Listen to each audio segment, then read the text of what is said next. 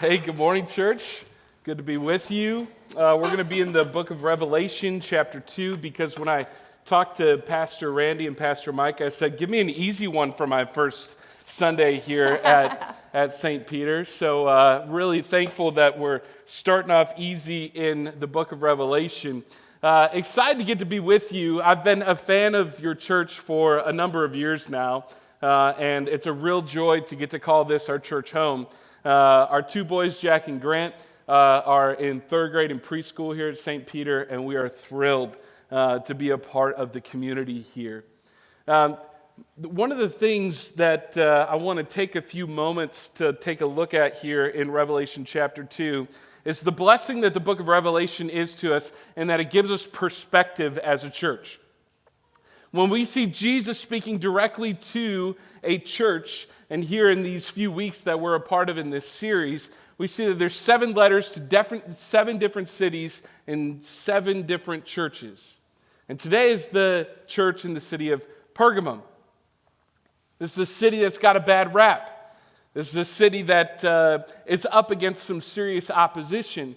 And I would argue that we could say the same thing about Chicagoland.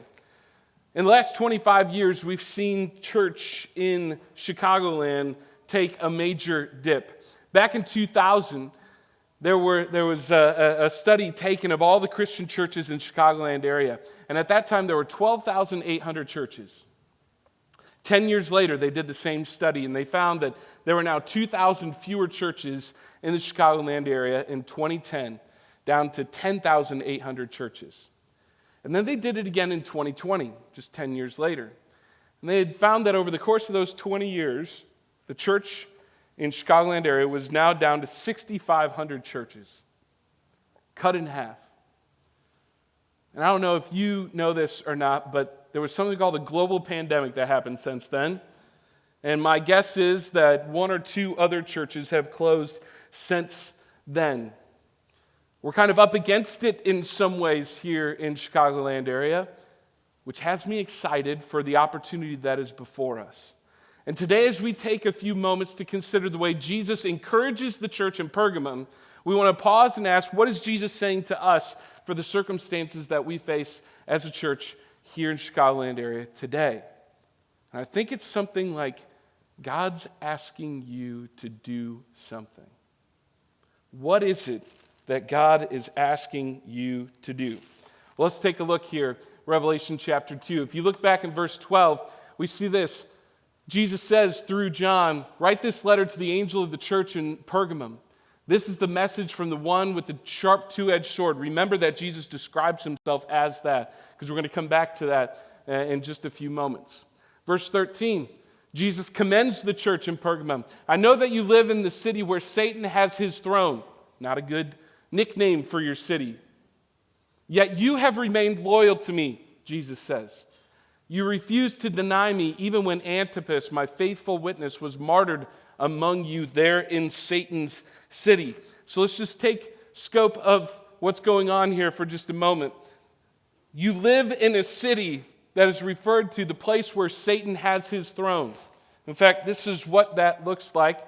This is actually in Berlin today, but it was taken from the city of Pergamum, and it is that throne. It is this doorway, this entranceway, if you will, these steps that were built as a throne to Satan, on there inscribed in sculptures of Roman emperors and leaders and pagan gods, all being worshipped and sacrificed to.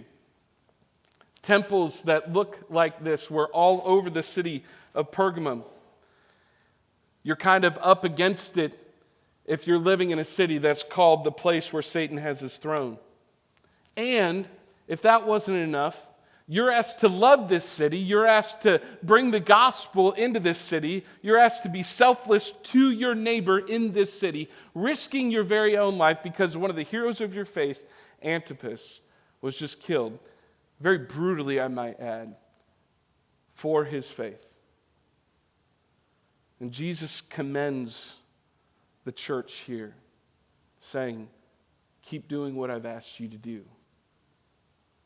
Now, if you're going to say yes to that, then there's probably some kind of very deep conviction in you that you have.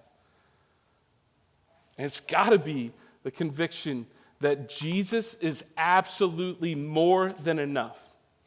No matter what I face, no matter what I come up against, there is a truth that I need to have settled in my heart, that if I'm going to love my neighbor well, if I'm going to be on mission in this city, if the church in Chicagoland is going to continue to love this city well, then we have to start with the core conviction that Jesus is more than enough.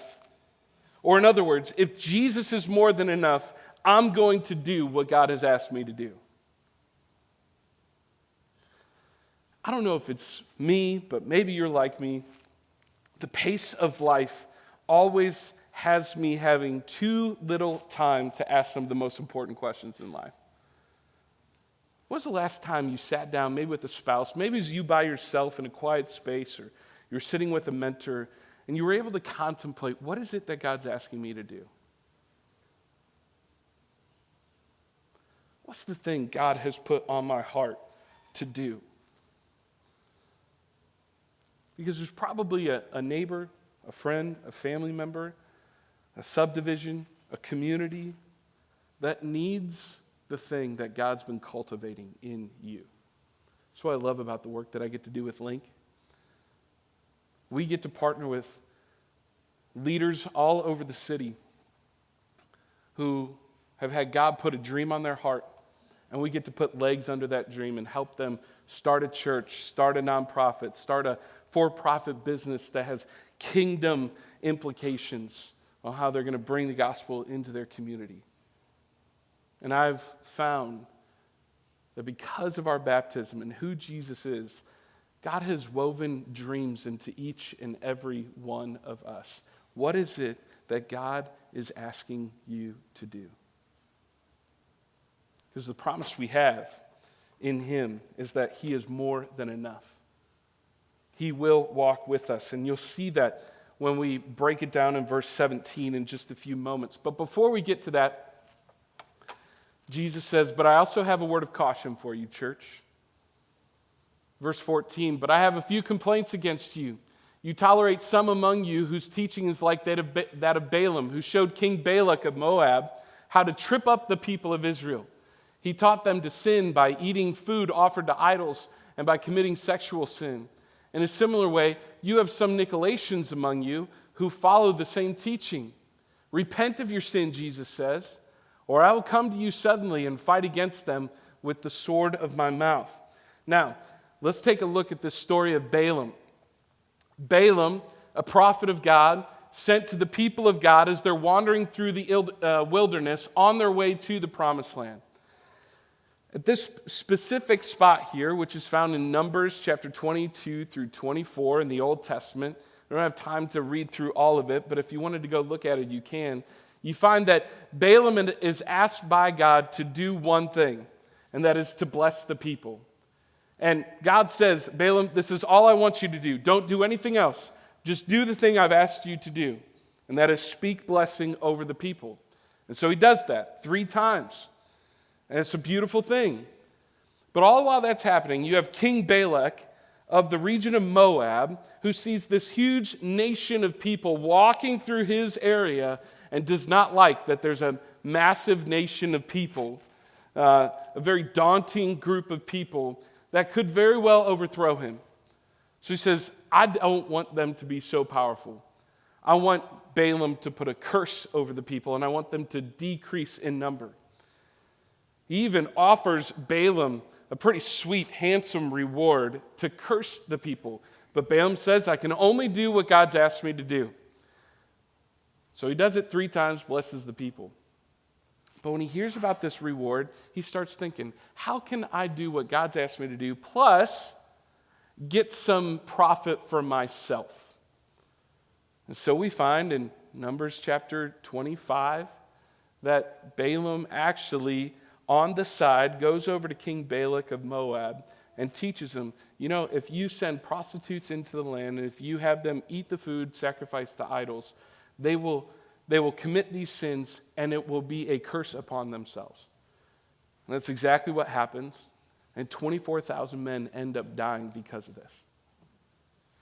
Balaam did what God asked him to do, but still wanted some extra for himself. You ever do this? You ever have this desire to kind of compartmentalize God in your life where it's like, yeah, God, I'll do what you asked me to do over here, but just don't look at what's going on in my life over here. Oh, it's so easy to fall into this temptation. Like, God, yes, you can have my family, but you can't have my work. You can have 15 minutes, or you can have this 1 hour on Sunday, but you can't have my finances. It's like we want what God asks us to do. We want the blessing that comes from God, but it's as if Jesus isn't quite enough for us sometimes. This lie that we believe that Jesus sometimes just isn't enough gets us into trouble all the time. This week I was having lunch with a tech entrepreneur who's starting an app to help Christians share their testimony with other Christians to encourage one another. He's been a Christian for 2 years now, and he was sharing with me how he had it all. He had the house, he had the income, he had the relationship, he had everything that you could ever hope for in this world, but he didn't have Jesus. He said, I was so exhausted trying to find my identity in all these things. None of it was adding up. It just wasn't satisfying, and I was ready to give up. But thankfully, somebody introduced me to Jesus, and now all of that, not necessary. I have found purpose in my life because Jesus is who I'm walking with and is walking with me. Jim Carrey very famously said it like this. He said, I think everybody should get rich and famous and do everything they ever dreamed of so they can see that it's not the answer. See, I think what Jesus is asking the church in Pergamum to consider here is that we can pretend that it's okay to add things on and not just need Jesus, but add on our own things, but that actually pulls life away from us. And so Jesus invites us to repent from this. Verse 17, he says, anyone with ears to hear must listen to the Spirit and understand what he is saying to the churches. We're going to break this down here with the manna and the white stone in just a second. To everyone who is victorious, i.e., everyone who believes in Jesus, which is very different from everyone who's got this religion thing figured out and is living a perfect life. That's not what Jesus is saying. He's saying everyone who is victorious, everyone who believes in my words, I will give some of the manna that has been hidden away in heaven. And I will give to each one a white stone, and on the stone will be engraved a new name that no one understands except the one who receives it. Now, in here are 5 blessings in these 2 things of the hidden manna and the white stone. First, the hidden manna. This was the part when I started reading this, said, what is going on here? It happens frequently for me in lots of places, but especially in the book of Revelation.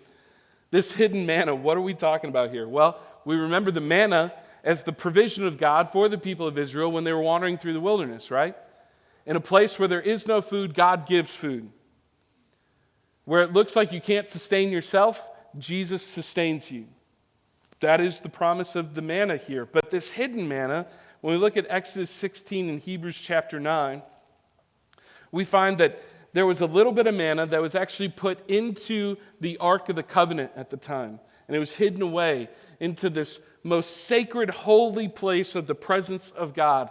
So when Jesus says here to everyone in this church that is up against all this opposition, and he says, keep doing the thing I've asked you to do, he says, I'm going to come alongside you and I'm going to be your provision, the manna, and I'm going to be present.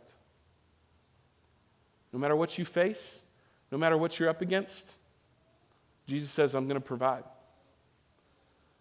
No matter what you're up against, no matter how fearful you might be of what's happening around you, I'm going to be present. Who is the one that is present? The one wielding the double-edged sword. God of strength, God of honor, our God who rescues. And then he says, I'm also going to give you this white stone. Now, this is a threefold message here. It means almost nothing to us today in our current context. But if we lived at that time, here are the three blessings that you would hear. You'd be amazed that someone would bless you in this way. Number one is it would say, you belong. This white stone was given to citizens of Rome to say, this is where you belong. You are a part of this people. And so if Jesus is handing you this white stone, it says you belong. And I don't know about you, but it's one of the things that we long for the most. Is just, can I just belong somewhere? Can I feel like it's home? Number two, this white stone. This is the marking of absolution of the guilt of sin. This is being proclaimed innocent. If you were put on trial for something, the jury would either cast black stones to show a vote of guilt or white stones to show a vote of innocence. And so when Jesus says you'll be given this white stone, not only does it say you belong, but it also says you have no more sin. And number three, you see on there, and on the stone will be engraved a new name that no one understands except the one who receives it. This is the marking of it being adopted into the family of Christ. You are not alone in this journey, but that there is a family of believers around you, that no matter what they nickname your city, the place where Satan has his throne here in Pergamum, you will know you have a family that is walking with you. These are the promises of Jesus. But there's irony that is woven throughout this passage. And as we close, I just want to invite you to remember. You remember how Jesus describes himself in verse 12? He says, I'm the one wielding the double-edged sword. And when I think of that, I get this image of a mighty warrior, a judge, who has the power to strike down. And make no mistake about it, Jesus knows our sin. He has the authority to strike down. He is our righteous king. But here's the irony. This is also the resurrected Jesus. You see, the Jesus that is wielding the sword would actually be the one to shed his blood for you. The one who has the authority to strike down was actually the one who laid down his own life for you. The perfect one, Jesus, who can call out our sin, he actually became our sin. And to everyone who is victorious, all who believe, he invites us to persevere. Church, persevere. Church, do the thing that I've asked you to do. And so, here at St. Peter, I love that we get clearer and clearer about what it means to be a disciple, a follower of Jesus. And maybe for you today, as we head into upper room time, this is the question that you can wrestle with. What is it that God's asking you to do? Maybe for some of us, it revolves around who we can be an unhurried friend to. Maybe for some of us, we're asking the question, whose need can I be a responder to? For others of us this morning, we need to be asking ourselves, who is it that God's put in my life that needs to hear the story that God is telling through my life? Because our world, our city is hungry for a king who loves like this. Your king is present and providing. Your king says you belong. Your king gives you a new family. Your king says your sin is gone. This morning, we get to ponder these words. And as we enter into upper room time, a couple of questions for us to linger on this morning are around these words. When have I been most aware of how complete Jesus' love is for me? Maybe you want to lean to the person next to you in just a moment. or as you come up for communion, or as you have an opportunity to go to the prayer wall, or write down your God sightings, your prayer requests at the tables in the back. When is it that I'm most tempted to think that Jesus isn't enough for me? These are the words that God invites us to consider this morning.